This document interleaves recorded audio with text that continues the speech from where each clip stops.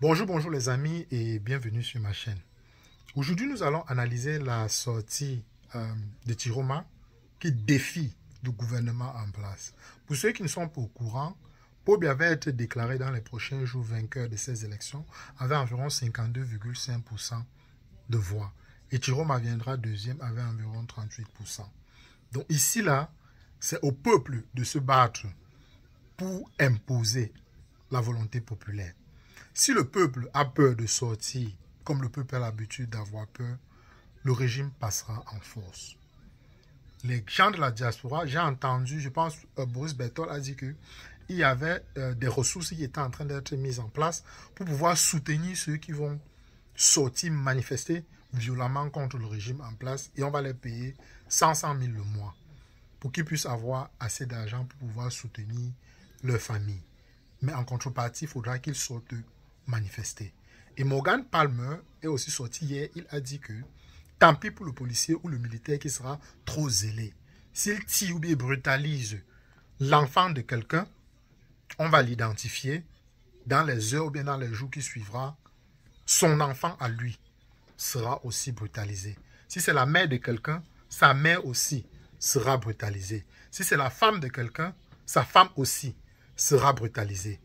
Parce qu'on ne peut plus accepter d'être dirigé par la force. Il est temps pour le peuple camerounais de prendre de responsabilités en main et d'aller chasser le régime en place, comme on a vu au Népal et récemment à Madagascar.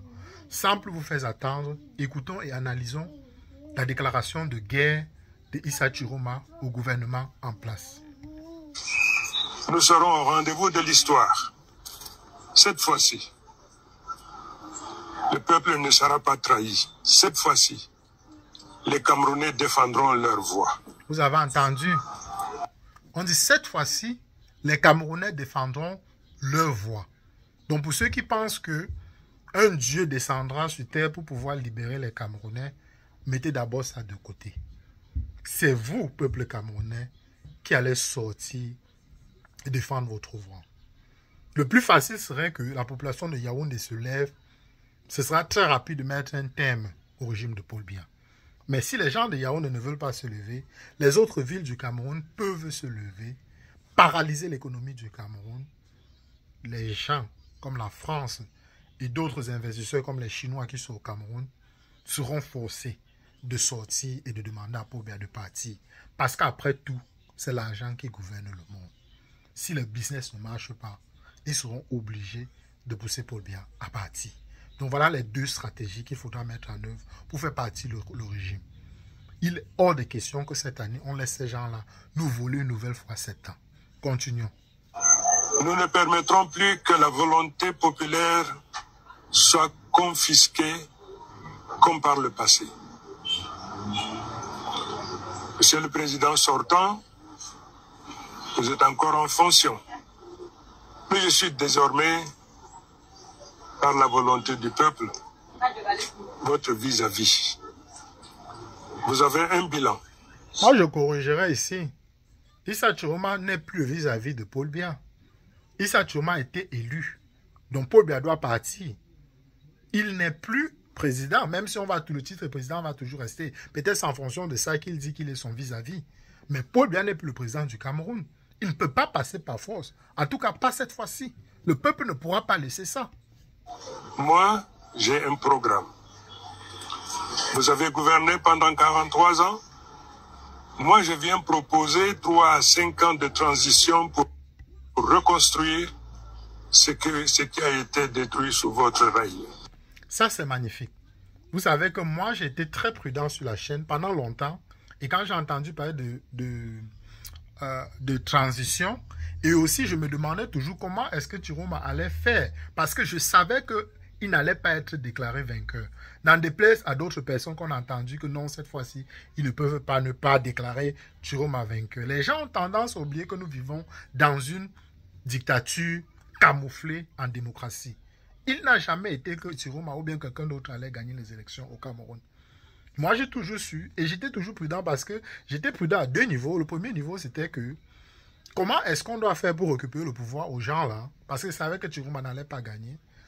Et mon deuxième point où j'étais prudent, c'était que, et si Chiroma arrivait et il confisquait le pouvoir, mais on peut en tout cas être quand même d'accord que la transition est le meilleur moyen pour nous de récupérer notre pouvoir, pour récupérer notre pays, parce que s'il y a transition et qu'il convoque une assise nationale et que les Camerounais débattent et choisissent le moyen de démocratie qui leur convient. D'ailleurs, j'écoutais le live de Jean-Pierre Dupont où il proposait que il faut un gouvernement un peu comme à l'Angleterre où le président n'a aucun pouvoir et qu'au Parlement, on vote tous les années pour savoir qui doit diriger le pouvoir chaque année.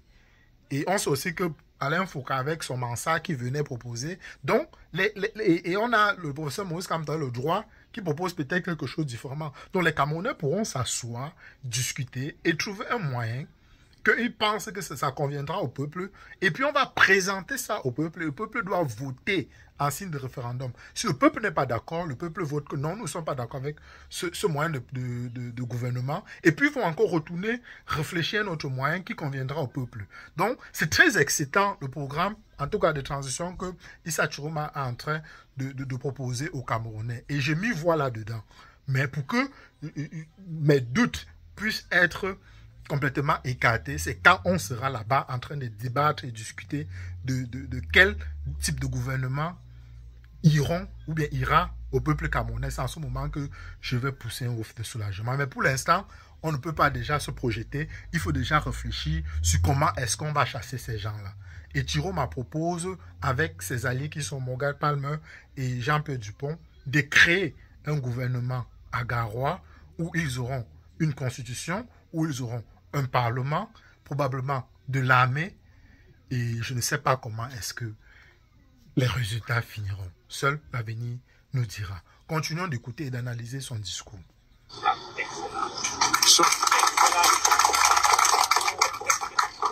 Sortez de votre palais. Venez battre campagne. Venez débattre devant le peuple. Défendez vos 43 ans de règne et je viendrai présenter les 6 grands chantiers du programme commun de transition.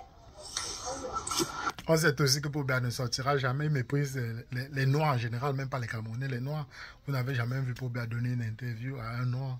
On le voit rigoler aux éclats quand il est entouré des Blancs. Il sort de sa cachette quand les Blancs viennent visiter. Mais quand les Noirs viennent même au palais de Toudzi, pour pseudo dire qu'ils soutiennent le président, il ne les reçoit même pas en audience. Quel mépris. Vous avez gouverné par procuration, utilisant la peur, la manipulation et la division comme arme politique. Moi? Et c'est très intéressant et c'est plutôt juste le tribalisme en Tangandji. La peur, voilà, la procuration Ngongor, voilà. Ngongor est président du Cameroun depuis au moins 14 ans. Puisque ça fait 14 ans, il n'y a pas de remaniement ministériel. C'est incroyable. Et on est en train de nous dire que Ngongor, on va créer un poste de vice-président pour Ngongor et un poste de premier ministre pour Ntangandji. Voilà les deals qui ont déjà été fabriqués. Et il ne suffit plus qu'on mette un terme à la vie de Paul Biya pour que ces deux gangs-là puissent récupérer le pouvoir à eux. Ça ne passera pas au Cameroun. La diaspora et les Camerounais vous disent non, bande de voleurs. Je vis avec l'espoir, avec la réconciliation, avec la volonté. Les amis, vous vous rendez compte, Ngongor est premier ministre, dont le chef du gouvernement, les amis, vous vous rendez compte, Ntangandji est premier ministre, dont le chef du gouvernement, Ntangandji, celui qui a passé le temps à semer la terreur. Incroyable. La répression sera terrible. Les Camerounais ne pourront même plus respirer. Ils risquent de leur enlever l'oxygène. Ou il pourra même faire les Camerounais payer même avant de respirer. C'est idiot d'Ntangandji. Incroyable. Je n'arrive même pas à me projeter en Ntangandji en tant que Premier ministre. De rassembler tous les Camerounais. La bataille commence aujourd'hui. Vous avez entendu? La bataille commence aujourd'hui.